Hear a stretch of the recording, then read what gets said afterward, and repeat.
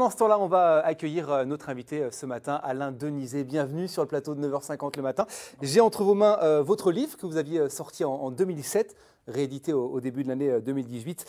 Au cœur de la Beauce, enquête sur un paysan sans histoire. Un travail vraiment incroyable, un travail de titan.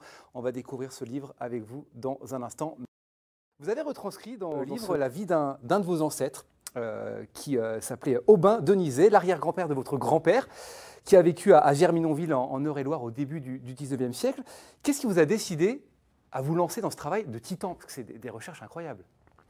C'est parce qu'on vient d'évoquer la Montespan, Madame de Maintenon, Louis XIV, on pourrait évoquer les présidents de la République, les vedettes de cinéma, de la chanson. Il y a des livres en pagaille dans les librairies sur les gens célèbres, connus. Et il n'y en a aucun sur les humbles, ces oubliés de l'histoire que tous les téléspectateurs de 9h50 le matin ont dans l'arbre de leur parentèle. Donc c'est pourquoi j'ai voulu faire un livre sur un inconnu. Et vous êtes parti de quoi? Parce que Aubin, justement, vous connaissiez rien de lui, vous avez cherché comment?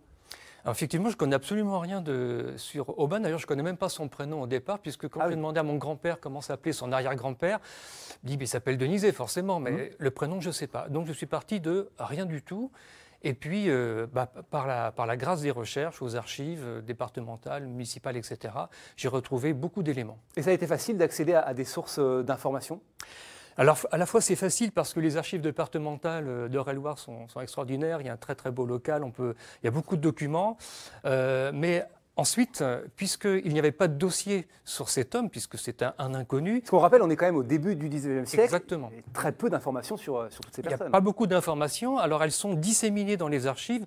Donc, il a fallu rechercher 10 000 aiguilles dans des millions de bottes de foin, si je peux pas être l'expression. Voilà. Alors, c'est un livre de 400 pages. Quelle est la toute première chose que vous avez découverte sur lui, sur Aubin? La première chose que j'ai découverte sur lui, c'est qu'il était conseiller municipal. Parce que là, c'est facile, il y a les signatures. Donc, c'est un petit notable de village. Et puis après, j'ai déroulé la pelote de laine et j'ai trouvé bien d'autres renseignements.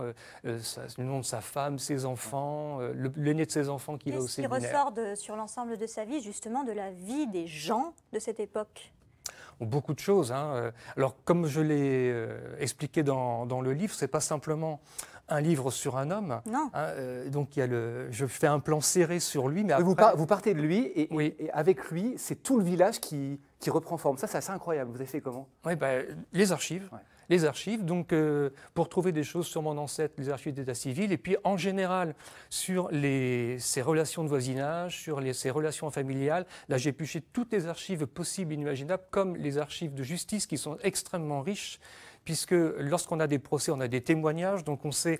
Oui, c'est ce que j'allais vous dire. Dans les archives, il ne reste, j'imagine, que des faits qui devaient, à l'époque, mériter d'être mis par écrit. Donc du coup, comment avez-vous fait sur la vie au quotidien si elle n'a pas été mise par écrit? Les archives de justice. Archives de justice, parce que quand il y a des vols, il y a un incendie, il y a un crime, etc. Donc il y a une enquête qui est faite auprès des témoins, et les témoins arrivent et ils disent, voilà, à telle heure, j'étais là, j'étais en train de m'occuper des vaches, ou alors j'étais avec mon enfant, etc. Et donc on a beaucoup de choses qui sont très, très concrètes, et c'est dans les archives de justice que l'on entend la voix de ses ancêtres. Et puis après, vous avez les journaux également, ils étaient encore peu nombreux, mais il y a un journal qui s'appelle Le Glaneur, et vous avez des fois la relation de faits divers, de petits faits divers qui apparaissent et qui nous renseignent sur le quotidien des villages. Alors on en sait plus dans ce livre sur la vie des journaliers, des domestiques, des instituteurs également, des curés et des femmes. On le sait, la place des femmes dans l'histoire n'est pas souvent mise en avant. Quelle était leur place justement à cette époque, au début du XIXe siècle?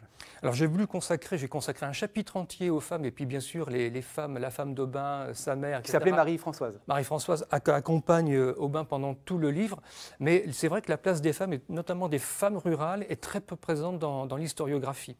Donc elles ont une place qui est jugée mineure sur le plan juridique, ça c'est vrai, mais j'ai trouvé des femmes de caractère dans le village, et c'est pourquoi je voudrais un petit peu... Dont une sage-femme, vous parlez d'une sage-femme qui a marqué l'histoire du village. Rapidement, son histoire, c'était quoi? Alors, la sage-femme Legrand, d'abord, c'est la seule femme du village qui a fait quelques études à Chartres, et puis elle crée l'actualité, puis le scandale à Germinonville en 1826, puisqu'elle tombe amoureuse d'un homme, quoi de plus normal, mais il a 54 ans de plus qu'elle. Ah oui, il y a une grande différence d'âge. Et elle est fille de journalier, lui, c'est l'ancien maire, il a des terres, et donc le mariage va être repoussé en attendant qu'un procès ait lieu à Chartres, parce qu'il y a un cousin du barbon de 80 ans qui porte plainte et qui dit qu'il a perdu la tête. Ah. Donc il est interrogé à Chartres par un juge qui en conclut que non, il a toute sa raison et le mariage peut avoir lieu. Alors, vous avez obtenu le prix du manuscrit de La Beauce et du Dunois il y a un peu plus de 10 ans à la sortie du livre, réédité en début d'année, hein, je le disais, début d'année 2018,